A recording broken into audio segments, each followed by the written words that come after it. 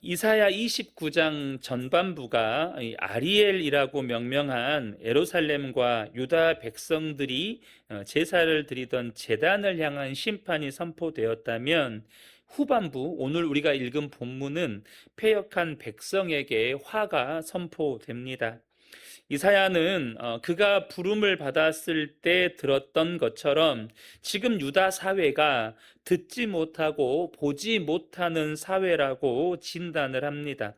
어제 읽었던 본문인데요. 9절부터 11절을 보면, 너희는 놀라고 놀라라. 너희는 맹인이 되고 맹인이 되라. 그들의 취함이 포도주로 말미암음이 아니며 그들의 비틀거림이 독주로 말미암음이 아니니라.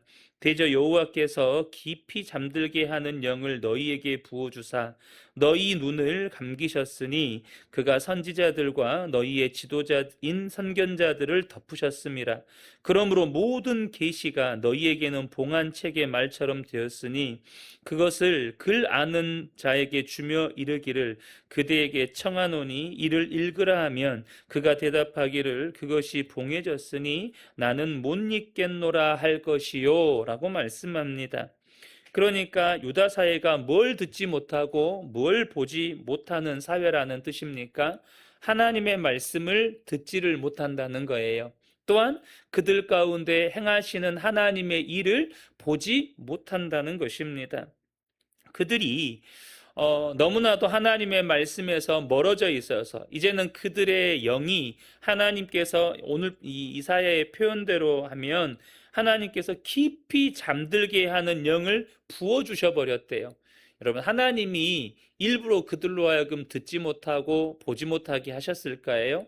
그게 아니라 그들의 완악함이 하나님이 아무리 말씀하셔도, 아무리 그들에게 하나님이 행하시는 일을 보여주셔도 그들의 완악함과 완고함이 하나님의 말씀을 거부하고 하나님의 행하심을 보고도 깨닫지를 않으니, 하나님께서 이제는 그들의 영적인 상태가 마치 하나님께서 깊이 잠들게 하는 영을 부어주신 것처럼 그들은 더 이상 하나님의 말씀을 듣지도 못하고 하나님이 행하시는 일을 보지도 못하는 그런 상태에 이르렀다는 뜻입니다.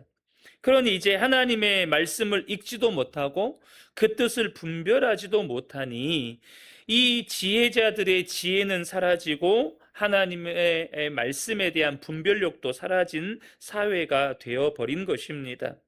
그런 그들이 이제 아수르의 위협을 피하기 위해서 뭘 선택합니까? 하나님을 의지하는 편을 선택하는 것이 아니라 애굽과의 정치적 동맹을 선택합니다. 그리고 그들이 동맹을 선택하면서 했던 말들이 있어요. 그들이 했던 말들을 이사야가 조롱을 합니다. 15절 16절을 봅니다. 자기의 계획을 여호와께 깊이 숨기려 하는 자들은 화 있을진저, 그들의 일을 어두운 데서 행하며 이르기를, 누가 우리를 보랴, 누가 우리를 알랴 하니 너희의 패역함이 심하도다. 토기장이를 어찌 진흙같이 여기겠느냐. 지음을 받은 물건이 어찌 자기를 지은이에게 대하여 이르기를, 그가 나를 짓지 아니하였다 하겠으며, 빚음을 받은 물건이 자기를 빚은 이에게 대하여 이르기를, 그가 총명이 없다 하겠느냐. 이것은 그들이 했던 말들을 이사야가 조롱하면서 하는 말입니다. 그들이 애국과 이제 정치적 동맹이라고 하는 은밀한 계획을 꾸미면서 뭐라고 했다는 거예요? 누가 우리를 보랴, 누가 우리를 알랴 라고 말하면서 자기들이 계획하고 꾸민 일을 하나님조차 모를 것이라고 착각했다는 것입니다. 그러나 이사야가 이러한 그들의 교만이 마치 진흙이 자기를 빚은 토기장이를 향해서 그가 나를 빚지 아니하였다라고 말하고 그가 총명이 없다라고 비웃는 것과 똑같다고 지금 조롱하는 것입니다. 여러분, 저는 본문의 말씀을 보면서 우리가 지금 지구상에서 일어나는 일들의 그 전후 사정이라든지 그 배후에서 되어지는 일들을 우리는 다 알지 못하지만, 분명한 것은 절대 권력을 쥔 자들에 의해서 권력이 자기 멋대로 휘둘러지는 것은 우리가 분별이 되잖아요. 여러분, 하나님께서 그러한 자기들에게 부여된 권력을 자기 멋대로 휘두르는 이 지구상에서 지금 그런 권력자들을 보시면서 얼마나 비웃으실까라는 생각이 듭니다. 여러분, 하나님은 다 보고 계시고 다 알고 계십니다. 그리고 반드시 심판하십니다. 무엇보다 인간의 가장 큰 교만 중에 하나는 내가 생각하고 계획한 대로 될 거라고 생각하는 것입니다. 내 계획대로 될 거야. 내가 생각한 대로 될 거야. 여러분, 역사의 주관자는 하나님이십니다. 시간조차 하나님이 다스리십니다. 모든 역사의 이 수레바퀴는 하나님의 뜻을 향해서 나아가게 됩니다.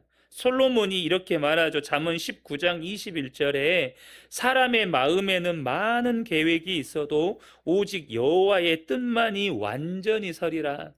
여러분, 사람의 계획이 수많은 계획들이 사람의 마음속에 있어도 그 계획을 실현하기 위해서 이런 것도 꾸며보고 저런 꾀도 내보지만 하나님의 뜻이 이루어지는 것입니다. 그러므로 여러분, 하나님의 주권을 인정하시기를 축복합니다. 하나님이 나의 왕 되심을 인정하시기를 축복합니다. 우리가 할 일은 나의 왕 되신 주님의 인도하심을 따라 주님과 동행하면서 오늘 하루를 살아가는 것입니다. 미가서 6장 8절을 보면 사람아 주께서 선한 것이 무엇임을 내게 보이셨나니 여호와께서 내게 구하시는 것은 오직 정의를 행하며 인자를 사랑하며 겸손하게 내 하나님과 함께 행하는 것이 아니냐라고 말씀합니다.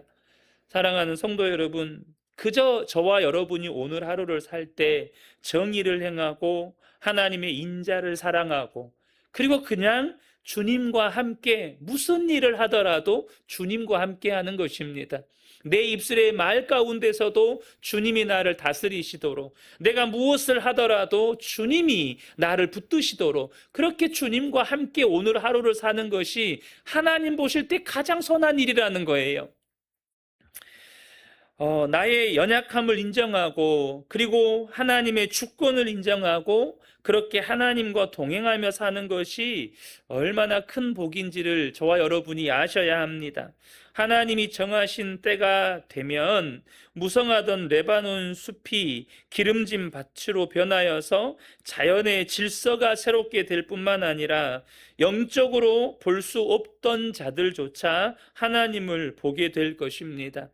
하나님만 의지하여서 그로 인해서 고통을 감수해야 했던 겸손한 자들과 가난한 자들은 하나님으로 말미암아 말할 수 없는 기쁨을 누리게 되는 그날이 반드시 온다는 거예요. 지금 내가 주님과 동행하며 살아가면 여러분 때로는 손해보잖아요. 때로는 사람들로부터 비웃음도 당합니다. 예를 들면 그런 거예요. 우리가 장사를 하시는 분이라고 생각을 해보자고요.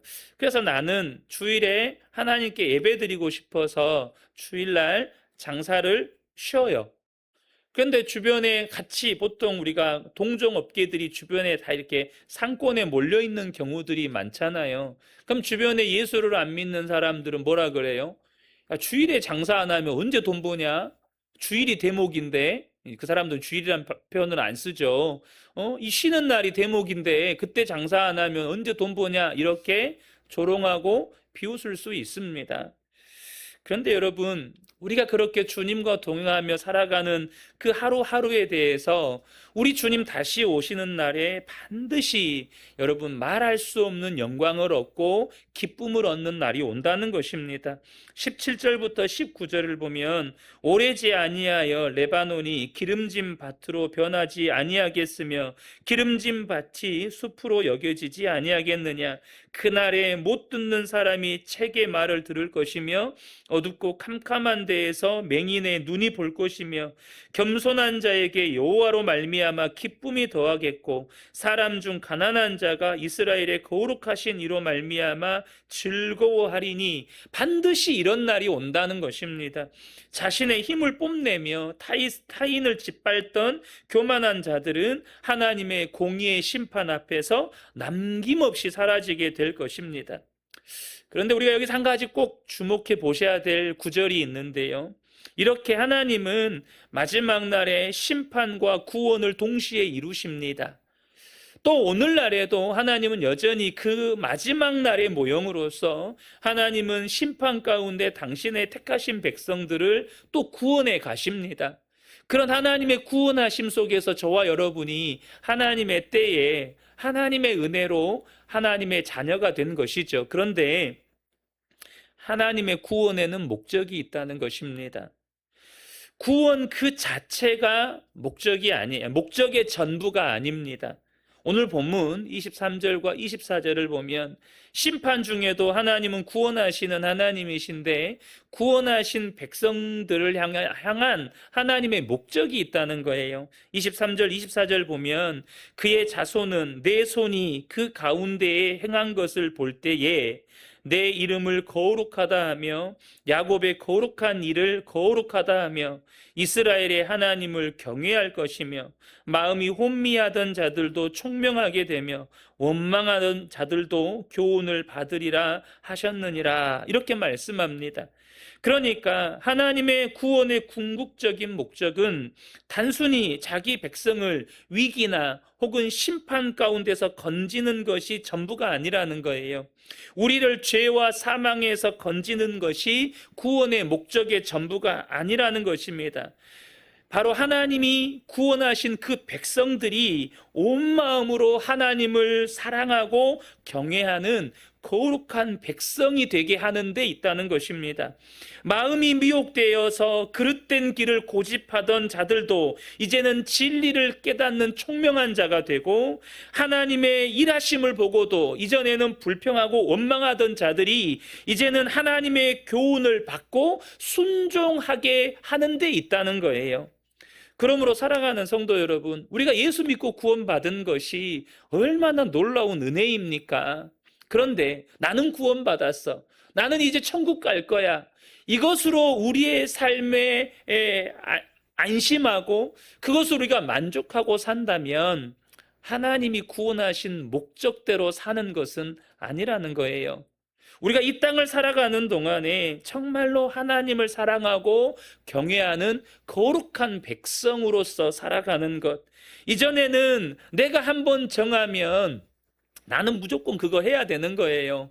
내가 생각한 대로 계획한 대로 그거 하고 살아야 돼요. 그런데 그 고집을 꺾고 하나님의 진리를 깨닫는, 하나님이 말씀하시면 내가 세웠던 계획이 이것이었고 내가 원하는 것이 이것이었다 하더라도 하나님의 말씀 앞에서 내 생각, 내 계획, 내가 원하는 것을 꺾고, 이전에는 그냥 내 입술에서 원망과 불평이 그냥 막 나왔어요. 그런데 이제는 하나님의 말씀을 들으면 그 말씀에 교훈을 받고 순종하는 삶을 살아가는 것이 우리를 구원하신 목적이라는 것입니다.